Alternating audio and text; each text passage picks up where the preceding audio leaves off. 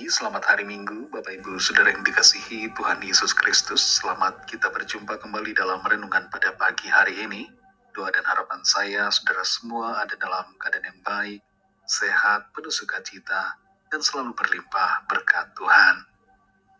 Sebelum kita mendengarkan renungan firman Tuhan, mari kita berdoa.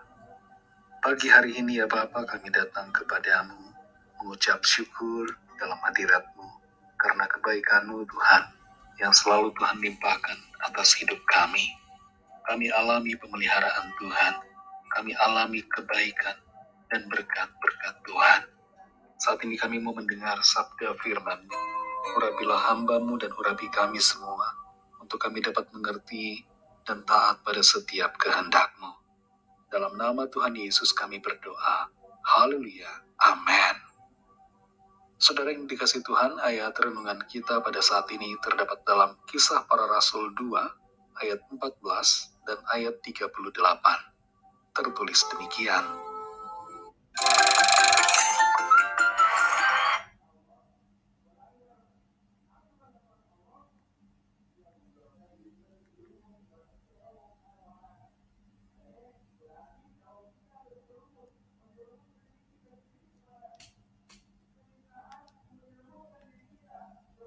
Bangkitlah Petrus berdiri dengan ke-11 rasul itu, dan dengan suara nyaring ia berkata kepada mereka, "Hai kamu orang Yahudi, dan kamu semua yang tinggal di Yerusalem, ketahuilah dan camkanlah perkataanku ini." Ayat 38, jawab Petrus kepada mereka, "Bertobatlah, dan hendaklah kamu masing-masing memberi dirimu dibaptis dalam nama Yesus Kristus untuk pengampunan dosamu. Maka kamu akan menerima karunia Roh Kudus." Saudara yang dikasihi Tuhan, ketika Roh Kudus hadir dalam hidup kita, maka ada transformasi, ada perubahan yang terjadi di dalam diri kita, yang membawa kita menjadi pribadi yang hidup dalam cara Tuhan, dalam kehendak Tuhan, dalam keinginan Tuhan. Roh Kudus mengubahkan kita menjadi pribadi yang baru di dalam Kristus, yang berani berbicara tentang Kristus, dan berani menjadi saksi-saksi Tuhan Yesus dimanapun kita berada. Petrus adalah pribadi yang takut terhadap orang banyak. Ia punya persepsi dan pandangan, serta sikap untuk menutupi identitasnya ketika ada ancaman. Terbukti bahwa ia menyangkali Tuhan Yesus sampai 3 kali ketika Tuhan Yesus sedang berada di hadapan imam besar. Tapi perubahan terjadi pada Petrus ketika dia dipenuhi Roh Kudus. Pada hari Pentakosta, Roh Kudus dicurahkan. Tuhan memberikan Roh Kudus-Nya atas semua orang percaya yang berkumpul di Yerusalem. Dan Petrus menjadi salah satu pribadi yang dipenuhi oleh Roh Kudus, dan kepenuhan Roh Kudus itu membuat Petrus berubah dari pribadi yang takut menjadi berani, dari pribadi yang pengecut menjadi tidak takut mati.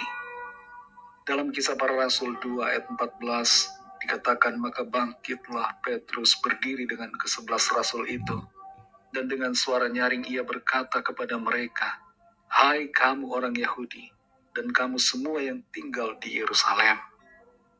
Petrus yang tadinya ditanyai apakah kamu murid Tuhan Yesus, menyangkali hal itu, kini menjadi orang yang sangat berani. Dia berkata dengan suara yang nyaring, tanpa rasa takut sama sekali. Dan dikatakan di ayat 38, Petrus berkata kepada mereka, yaitu kepada orang-orang yang ada di Yerusalem pada waktu itu, yang sedang berkumpul, berziarah untuk merayakan hari Pentakosta. Petrus menyerukan kepada mereka, "Bertobatlah, dan hendaklah kamu masing-masing memberi dirimu dibaptis dalam nama Yesus Kristus untuk pengampunan dosamu. Maka kamu akan menerima karunia Roh Kudus." Salah satu ciri perubahan oleh Roh Kudus adalah menjadi berani bersaksi tentang Tuhan Yesus. Kita tidak akan merasa takut untuk memperkatakan kabar keselamatan kepada orang lain.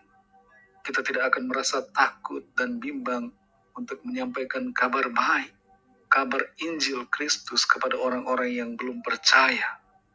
Roh Kudus, yaitu roh yang Tuhan berikan kepada kita, yang adalah roh Tuhan sendiri, bukanlah roh yang membuat kita takut. Itu bukan roh ketakutan, tapi roh yang membangkitkan kekuatan, roh yang membangkitkan keberanian untuk kita melangkah dalam kehendak Tuhan, melangkah mengerjakan amanat agung, melangkah mengerjakan tugas panggilan Tuhan. Perubahan yang dikerjakan oleh Roh Kudus juga membuat kita menjadi berhikmat dan mengerti akan firman Tuhan. Pikiran kita menjadi terbuka, dari yang tadinya tidak mengerti menjadi mengerti, dari yang tadinya tidak mengenal menjadi mengenal akan kerinduan Tuhan. Kehadiran Roh Kudus dalam hidup kita membuat kita berjalan dan melangkah sesuai visi yang Tuhan tetapkan. Adanya Roh Kudus di dalam diri kita juga membuat kita berbelas kasihan kepada jiwa-jiwa yang belum diselamatkan, sehingga kita tidak akan tahan untuk memperkatakan kabar keselamatan dan untuk mewartakan cinta kasih Tuhan kepada orang-orang yang sedang menuju kebinasaan. Saudara yang dikasihi Tuhan, Roh Kudus tidak membuat kita menjadi robot. Kita masih punya kehendak bebas. Karena itu tergantung dari kita. Apakah kita mau menerima dan tunduk pada tuntunan Roh Kudus yang adalah Roh Tuhan sendiri? Ataukah kita masih mau membiarkan pikiran dan kehendak kita pribadi yang menguasai diri kita? Kalau kita mau tunduk, kalau kita mau berserah, mau taat pada Roh Kudus, maka perubahan itu akan menjadi aktif dalam hidup kita dan membawa kita dari kemuliaan kepada kemuliaan Tuhan, menjadikan kita saksi-saksi Tuhan yang hidup dan memampukan kita bertahan di tengah tantangan dan situasi yang sulit.